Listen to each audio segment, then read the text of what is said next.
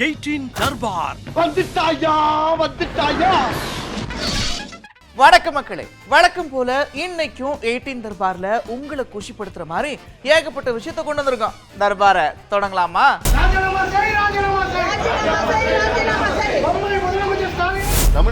தமிழ்நாட்டுக்கு பட்ஜெட்ல பேர் வந்திருக்கணும்னா தமிழ்நாட்டுல எப்படியாவது எங்களுக்கு ஒரு 25 MP ஜெயிச்சு கொடுத்துருக்கணும். பழனிசாமிங்கிற ஒரு சுயநல மனிதர், ஒரு பதவி வெறியர், என்னென்ன வார்த்தை சொல்லலாம், ஒரு துரோக சிந்தனை உள்ளவர்.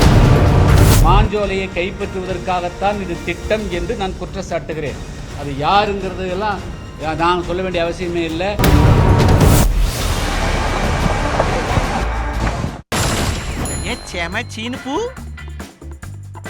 இந்த மத்திய பட்ஜெட் தாக்கல் பண்ணதும் தமிழ்நாட்டில் இருக்கக்கூடிய அரசியல் கட்சி தலைவர்கள் எல்லாம் தமிழ்நாட்டை காணோம் அப்படின்னு சொல்லிட்டு இருக்க, இங்க அண்ணா என்ன சொல்றாரு அப்படின்னா, எப்படிங்க தமிழ்நாடு இருக்கும், தமிழ்நாடு இருக்கணும்னா ஒரு 25 இடத்தையாச்சு ஜெயிச்சு கொடுத்துருக்கணுமா இல்லையா அப்படின்னு கேட்டவரு அப்படியே கொஞ்சம் உசாராகி அடுத்த செகண்ட் என்ன சொல்றாரு அப்படின்னா, சீரியஸெல்லாம் எடுத்துக்காதீங்க, எதுவும் சும்மா விளையாட்டுக்கா சொன்னேன் அப்படின்னு சொல்லியிருக்க. அப்படி தமிழ்நாட்டில் ஒரு எம்பியை கூட ஜெயிக்க வைக்கல, அப்புறம் என்னன்னா பட்ஜெட்டுன்னு கூவுறீங்கிற ரேஞ்சுக்கு பாமக தலைவர் அன்புமணி பேசி இருக்காருல்ல, அதுதான் இப்ப பயங்கர சீனா இருக்கு. தமிழ்நாட்டுக்கு பட்ஜெட்ல பேர் வந்திருக்கணும்னா தமிழ்நாட்டுல எப்படியாவது எங்களுக்கு ஒரு 25 MP ஜெயிச்சு கொடுத்துருக்கணும். காரணம்லாம் இல்ல, சென்னையில செய்தியாளர்களை சந்திச்ச அன்புமணி 48 லட்சம் கோடி ரூபாய் பட்ஜெட்ல தமிழ்நாட்டுக்கு எதுவுமே செய்யலன்னு யார் சொன்னது? நீங்க பாட்டுக்கு இல்லாதையும் பொல்லாதையும் சொல்லாதீங்கய்யா, முக்கியமானதை சொல்லுவாங்க, சிலதை சொல்லாம இருப்பாங்க, எல்லா மாநிலத்தோட பேரையும் சொல்லிக்கிட்டே இருக்க முடியுமா அப்படின்னு கேட்டார். பேர் சொல்ல முடியாது, எல்லா மாநிலத்தையும் பேர் சொல்லிட்டு பட்ஜெட்ல. ஒரு பட்ஜெட்னா இந்தியாவுக்கு பொதுவானதான் பட்ஜெட். தமிழ்நாடுக்கு இதுதான், கேரளாவுக்கு இதுதான், கர்நாடகாவுக்கு இதுதான் அப்படின்னு ஒவ்வொரு மாநிலத்திலும் பேர் சொல்ல முடியாது. ரயில்வே திட்டம் 2,62,000 கோடி. தமிழ்நாடுக்கு கடந்த ஆண்டு ரயில்வே நிதி விட இந்த ஆண்டு அதிகமா வந்திருக்கு. இப்போ 100 இண்டஸ்ட்ரியல் பார்க் இந்தியாவில் தொடங்குறாங்க, அதுல தமிழ்நாடு வராதான். இப்படியே போனா 10.5% இடஒதுக்கீடு விவகாரத்தை விட்டுட்டு பட்ஜெட் மேட்டரை செய்தியில போட்டுருவாங்களோன்னு யோசிச்ச அன்புமணி சட்டுன்னு இதை பத்தி நாளைக்கு பேசுவோமான்னு சொல்லிட்டாரு. இப்போ ரயில்வே பட்ஜெட் எடுத்துங்க, 2 லட்சத்தி, அது இப்போ நான் என்ன பண்ணுவாங்க, இதுதான் பேசுவாங்க. நான் இதுக்கு இது சம்பந்தமா நான் நாளைக்கு பேசுறேன். ஏன்னா இதுதான் முக்கியம். ஆமா, இதுதான் முக்கியம். நான் அப்புறம் நாளைக்கு பேசுறேன். இந்த விவகாரம் இப்ப செம்ம சீனா இருக்கு. நாட்டுல பூ விற்க முடியுதாங்க, சுதந்திரமா ஒரு பூ விற்க முடியுதா அப்படின்னு ஆர்ப்பாட்டத்தில் ஈடுபட்ட அதிமுக உறுப்பினர்கள் பூக்கடைக்காரர்களிடையே கேட்டிருக்காங்களா, பாத்துங்களேன்.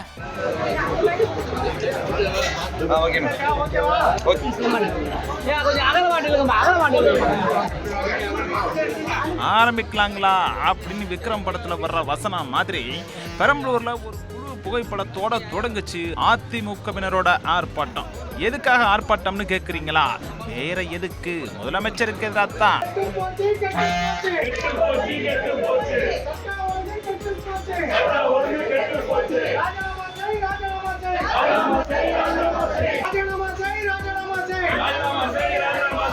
மாவட்ட செயலாளர் தமிழ்ச்செல்வன் தலைமையில பெரம்பலூர் புதிய பேருந்து நிலையத்துல தேநீர் கடை, பழக்கடைன்னு ஒரு கடை விடாம துண்டு பிரசுரம் கொடுத்தாங்க. கள்ளக்குறிச்சி விவகாரத்துக்கு நீதி வேண்டும், சட்ட ஒழுங்கு சீர்கேட்டுக்கு நீதி வேண்டும், இப்படி பல விஷயங்களை அதுல பிரிண்ட் பண்ணியிருந்தாங்க. பூக்கடைக்கு போய் துண்டு பிரசுரம் கொடுத்தவங்க பூ கூட விற்க முடியாத அளவுக்கு சட்ட ஒழுங்கு கெட்டு போச்சு தம்பி அப்படின்னு அந்த பூக்கடை ஓனர்கிட்டே சொன்னாங்க பாருங்க.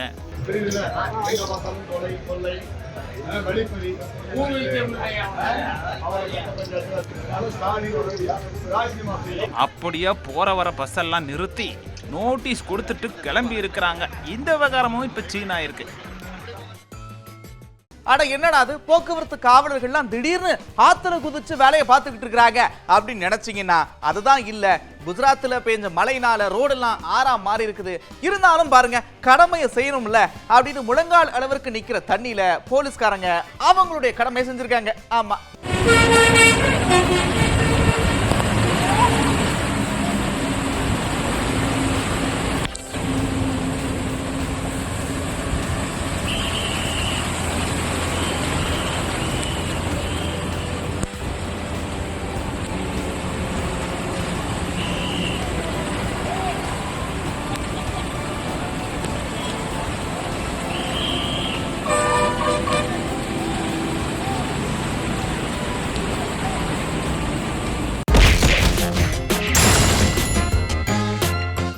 என்னப்பா பட்ஜெட்ல சும்மா அதை காணோம் இதை காணோம் திருவள்ளுவரா காணோம் தமிழ்நாட்டை காணோன்றீங்க.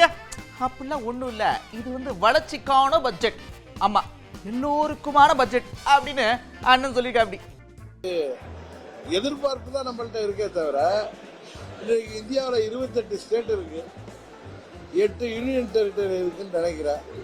எல்லா ஒட்டுமொத்த இந்தியாவின் வளர்ச்சிக்கான பட்ஜெட் இது.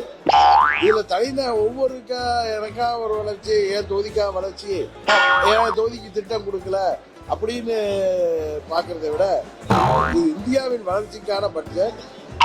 குறிப்பா இளைஞர்களுக்கு, மாணவர்களுக்கு, பெண்களுக்கு, விவசாயிகளுக்கு, ஏழை மக்களுக்கு முன்னேற்றம் வருவதற்கான பட்ஜெட்டாக தான் நான் பார்க்கிறேன். நீங்க என்ன சொன்னீங்க? சந்திரபாபு நாயுடு, நிதிஷ்குமாரும் எந்த நேரத்திலயும் இந்த கூட்டணியிலேருந்து போயிடுவாங்க அப்படின்னு பேசுனதெல்லாம் போய் அங்க ஒண்ணி நிறைய கொடுத்துட்டீங்களேங்கிற பேசுற மாதிரிதான் இன்றைய காலம் உருவாயிருக்கு.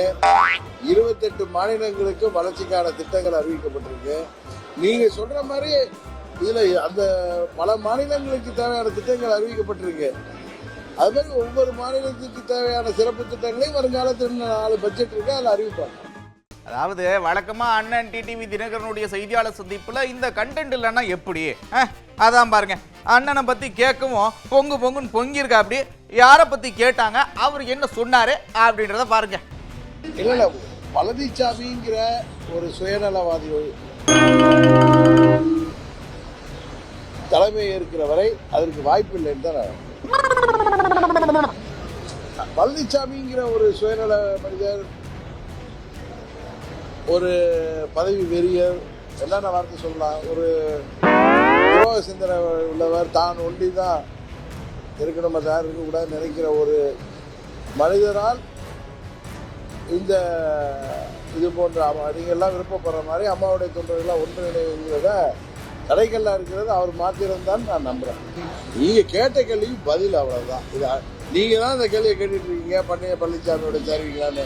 நான் அதை பத்தி, நாங்க அம்மா மக்கள் முன்னேற்ற கழகம் எங்க கட்சியோட ஆலோசனை கூட்டம், இதுல இன்னொரு கட்சியோட இணைவீங்களான்னு கேட்கிற கேள்வியே அர்த்தப்பட்டது. இன்னொன்னு சொல்ல போனா, நாங்க என்ன காரணத்துக்காக அம்மா மக்கள் முன்னேற்ற கழகம் 7 ஆண்டுகளுக்கு முன்பு தொடங்கினோமோ அதுல எந்த ஒரு மாற்றமும் இல்லாதப்ப அந்த கேள்வியே தவறானதுங்கிறத நான். இந்நேரத்துக்கு அவர் மட்டும் இருந்திருந்தாருன்னு வச்சுக்கோங்களேன், சொன்ன உடனே அடுத்த செகண்ட்ல வேலை நடந்திருக்கும். ஆனா இவரை பாருங்க, நாங்களும் சொல்லிக்கிட்டே இருக்கோம், இவர் கண்டுக்கவே மாட்டேங்கிறாரு. பேச்சுக்கு பேச்சு, மூச்சுக்கு மூச்சு, சமூக நிதின்றாரே தவிர ஒன்னத்தையும் பண்ண மாட்டாருப்பா அப்படின்னு அண்ணன் பொங்கிருக்க. அப்படி சர்வே எடுத்தாலும் கணக்கெடுப்பு தான், சென்சஸ் எடுத்தாலும் கணக்கெடுப்பு தான். சென்சஸ் எடுத்தா கணக்கெடுப்பு முழுமையா வராது. இது தேசிய மத்திய அரசு எடுக்கிறதுனா அந்த கணக்கெடுப்பு முழுமையா வராது. நாங்க கேட்கறது சர்வே எடுத்து மாநில அரசு எடுத்தாதான் அது முழுமை அடையும். இப்போ ஒரு உதாரணம், மலை குறவர் சமுதாயம் இருக்கு. இந்த மலை குறவர் சமுதாயம் தமிழ்நாட்டில் எத்தனை பேர் இருக்கிறாங்க இன்னைக்கு வரைக்கும் தெரியாது. அவங்க என்ன நிலையில இருக்கிறாங்கன்னு தெரியாது. மத்திய அரசு கணக்கெடுப்பு நடத்தினாங்கன்னா மொத்தம் எத்தனை பேர் மலை குறவர் இருக்கிறாங்க தான் தெரியும். ஆனா மாநில அரசு எடுத்தாங்கன்னா, சர்வே எடுத்தாங்கன்னா, அந்த மலை குறவர்களுக்கு வீடு இருக்கா, படிச்சிருக்கிறாங்களா, எத்தனை பேர் வேலைக்கு போயிருக்கிறாங்க, எங்கெங்க இருக்கிறாங்க, அரசு வேலையில் எத்தனை பேர் இருக்கு, நிலம் இருக்கா, எல்லாமே எடுக்கிறது சர்வே. இது மாநில அரசு தான் எடுக்கணும். அப்போ ஒரு முதலமைச்சர் நான் எடுக்க மாட்டேன், அதிகாரம் இருந்தோ நான் எடுக்க மாட்டேன்னு சொல்றாருன்னா, அப்போ ஸ்டாலின் அவர்களுக்கும் சமூக நீதிக்கு சம்பந்தம் இருக்கா? இல்லையே. சமூக நீதியை பத்தி பேசாதீங்க. இந்நேரம் கலைஞர் அவர்கள் இருந்திருந்தாருன்னா ஒரு நிமிடம் கூட யோசிக்க மாட்டார். அடுத்த நிமிடமே கையெழுத்து போட்டு இன்னைக்கு கணக்கெடுப்பு நடத்துங்கன்னு சொல்லியிருப்பார். ஏன்னா கலைஞர் அவர்கள் உண்மையிலே சமூக நீதி உணர்வு அதிகம் இருந்தது.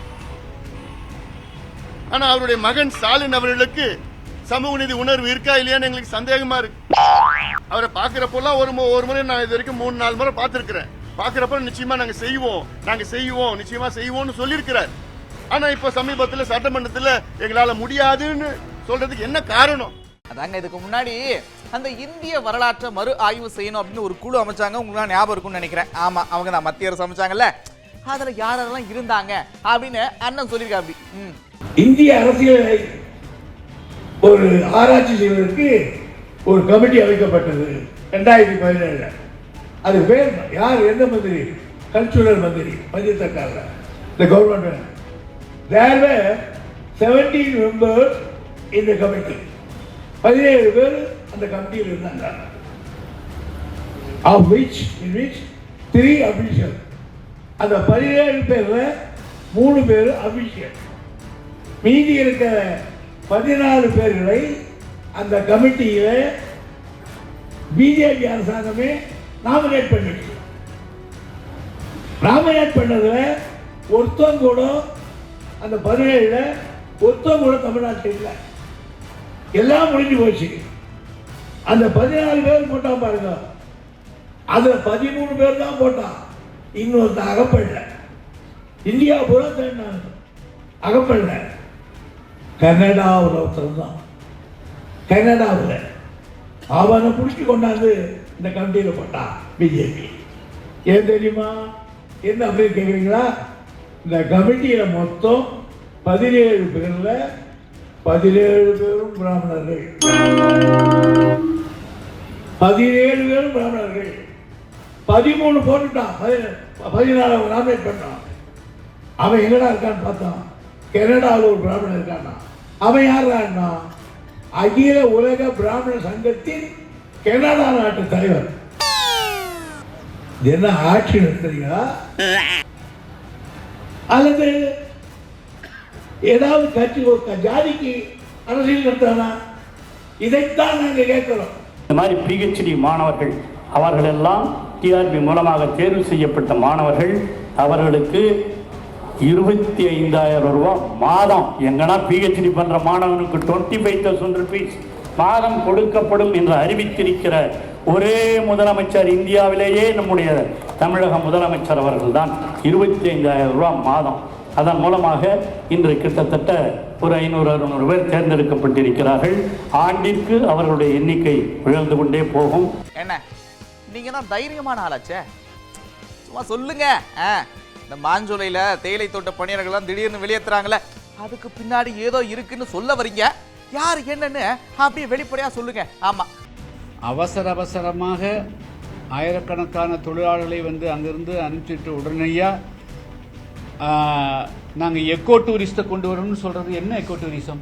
நீங்க உங்களுடைய உங்களுடைய மனசுக்குள்ள வேறொரு நோக்கத்தை வைத்து கொண்டுதான்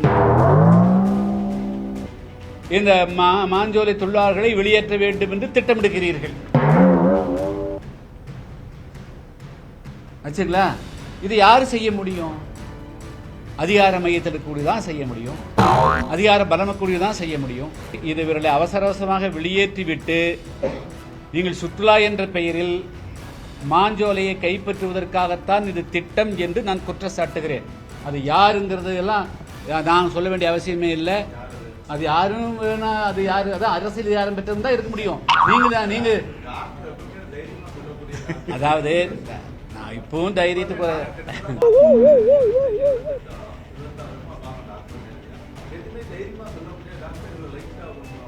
ஒரு கரெக்டாக தான் இருக்குது. அதாவது எல்லாமே பூனைக்குட்டி முதல்ல வெறும் காது மட்டும் இருந்தால் தெரியாது, ஒரு தலையாவது இருந்தால் தான் தெரியும். ஆனால் இது உள்ளுக்குள்ளுக்கு இருக்கு தெரியுதுல்ல, கண்டிப்பாக.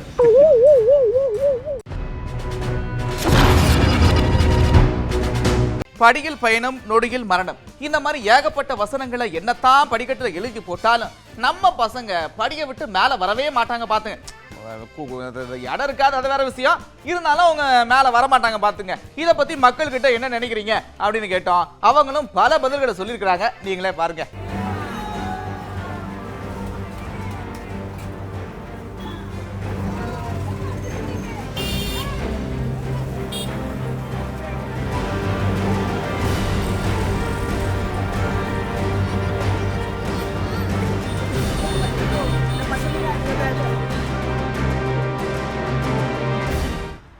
ஃபுட்பால் அடிக்கும் இன்னொருத்தர் போய் காப்பாத்துறாரு, அந்த மாதிரிலாம் ஆகுது. அந்த மாதிரி காப்பாற்றாம அந்த மாதிரி லைன்ல கோட்ஸ்ல ஒரு 3 பேரை போட்டா இந்த ஃபுட்பாலுக்கான பிரச்சனையே இருக்காது. ரவுடிசியமோ இல்லை இந்த புல்லிங்கோ கலாச்சாரமோ இந்த பஸ்டே கலாச்சாரமோ வர்றது எல்லாமே இந்த ஃபுட்பால்ல இருந்து தான் வருது. கண்டிப்பா எனக்கு என்ன அதிகாரம் இருந்துச்சுன்னா நான் புடிச்சு சப்புன்னு ஒரு அரை அரைஞ்சிட்டு பேசவே செய்வேன். ஒண்ணு போலீஸ்க்கு அதிகாரம் கொடுத்து அங்கேயே லத்தி சார்ஜ் பண்ணணும், இந்த மாதிரி போறவங்கள அடிக்கணும். இல்லைன்னா தண்டனை கடுமையா கொடுக்கணும். நானா தான் ஃபைன் போடுவேன். அப்படி இல்லாட்டி அந்த டிராஃபிக் இதெல்லாம் கிளியர் பண்ணுவேன், நின்றுட்டு வெளியே நின்று கிளியர் பண்ணுவேன். அதுக்கு கேட்கலன்னா அவனை வெளியே துரத்தி விட்டுட்டு இருக்காருங்க மட்டும் நம்ம வச்சுக்கிட்டு நம்ம வெளியே விட்டு அனுப்பிச்சிடுவோம். எல்லா பஸ்ஸுக்குமே டோர் வச்சு ஆட்டோமேட்டிக் டோர் சிஸ்டம் வச்சுட்டோம் அப்படின்னா ஃபுட்போர்ட் அடிக்கிறது 100% குறைஞ்சி. அந்த ரூட்டில் அதுக்கேற்றான எக்ஸ்ட்ரா பஸ்லாம் ப்ரொவைட் பண்ணலாம், அதை வச்சு குறைக்கும். இப்போ டோர் க்ளோஸ் பண்ணால் ஒரு வண்டி ஸ்டார்ட் ஆகணும், மூவ்மெண்ட் ஆகணும் அப்படின்றத கொண்டு வந்தாவே மேக்ஸிமம் இந்த லெவல் வந்து குறைச்சலாம். அந்த மாதிரி செய்கிறவங்க யாரும் 2 நாள் வாட்ச் பண்ணிட்டு பிடிச்சி இறக்கி உள்ளே கொண்டு போய் வச்சிடணும். அது மாதிரி பள்ளி குழந்தைகளுக்கு அந்த டைமுக்காக மட்டும் பள்ளி பேருந்து அப்படின்னு சொல்லிவிட்டா, பள்ளி ரயில்னு சொல்லிவிட்டா பெரிய விபத்துகள் எல்லாம் இருக்காது. சின்ன வயசு ஒரு 15 வயசு பையன் வந்து கீழே விழுந்துடுறான், அடிபட்டுறான், அவங்க குடும்பத்துக்கான இழப்பு அது அதிகமாக இருக்கு. அப்படியா? மரகத நாணயம் 2 எடுக்க போறாங்க. ஓ, ஜோடியா கணவன் மனைவி 2 பேரும் நடிக்க போறீங்க, அப்படித்தானே? மரகத நாணயம் 2 ஸ்டார்ட் பண்றோம். அது ஒரு நல்ல ப்ராஜெக்ட். சப்தம் வந்துட்டு செப்டம்பர் ரிலீஸ் ஆகுது. அப்புறம் மயசபான்னு ஒரு படம் வச்சிருக்கேன். ஸோ எல்லாமே ஒன்றுக்கு அப்புறம் ஒன்று வந்து நான் இப்போ மரகத நாணயம் 2 ஸ்டார்ட் பண்ண போறேன் அடுத்த மாசம். சேர்ந்து தான் பண்றோம். சத்த நேரம் அசந்து தூங்கிட்டேன், அப்படித்தானே? கிடைக்கிற காப்புல எப்படி வந்துச்சுன்னு தெரியல. 7 அடியில பாம்பு வீட்டுக்குள்ள புகுந்திருக்கு பாத்துங்க. உடனே பாம்பு பிடி வீரர் வந்து அந்த பாம்பு பிடிச்சது மட்டும் இல்லாம நான் தான் பிடிச்சேன் அப்படின்னு அப்படியே ஊரு ஃபுல்லா ஒரு ரவுண்டை விட்டு காட்டுக்குள்ள விட்டுருக்கா. அப்படி கொஞ்சம் உசாரா இருந்துக்குங்க.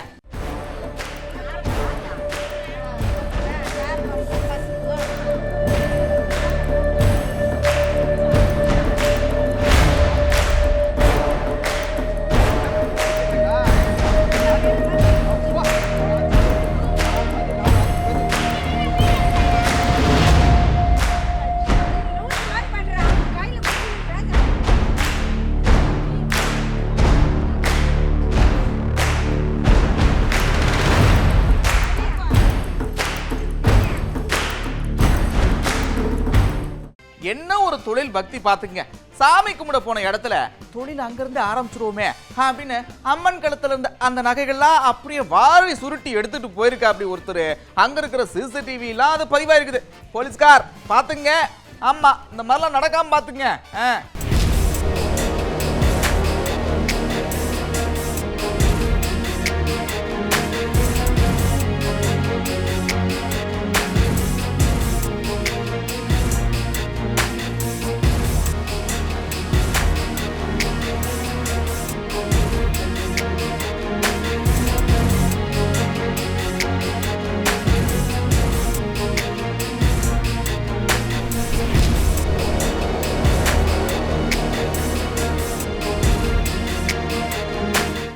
தாதண்டி திமிங்கலம் அங்க பாருங்க, அப்படியே ஏதோ பேப்பர் படகு மாதிரி அள்ளி அப்படி கவுத்து போட்டு போயிருச்சு. கொஞ்சம் உசாரா இருந்துக்குங்க கடலுக்கு போறவங்களா. ஆமா,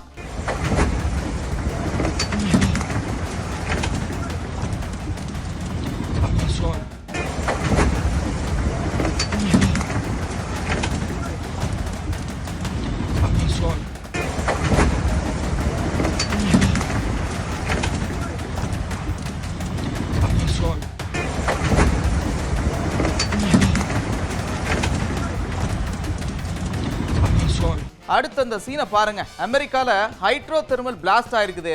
அங்க இருக்கிற மக்கள்லாம் அப்படியே பதறி அடிச்சு ஓடி இருக்கிறாங்க. ஆமா,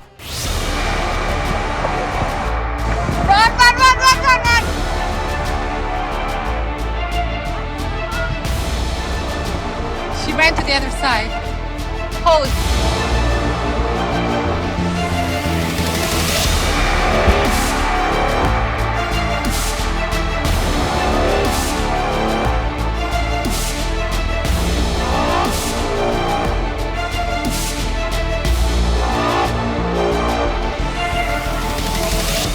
அப்புறம் என்ன, கடையை மூடுற நேரம் வந்தாச்சு. வழக்கம் போல தர்பாரை பார்த்து ரசிச்சிருப்பீங்க. அதுக்குள்ளேயா போறீங்க அப்படின்னு கேட்கறது எனக்கு கேட்குது. இருந்தாலும் பாருங்க, நேரம் ஆயிருச்சு. மறுபடியும் இதே மாதிரி ஒரு தர்பார்ல உங்களை சந்திக்கிறேன். அதுவரை விடைபெறுவது நான் நந்தா. இது 18 தர்பார். 18 தர்பார் வந்துட்டாயா.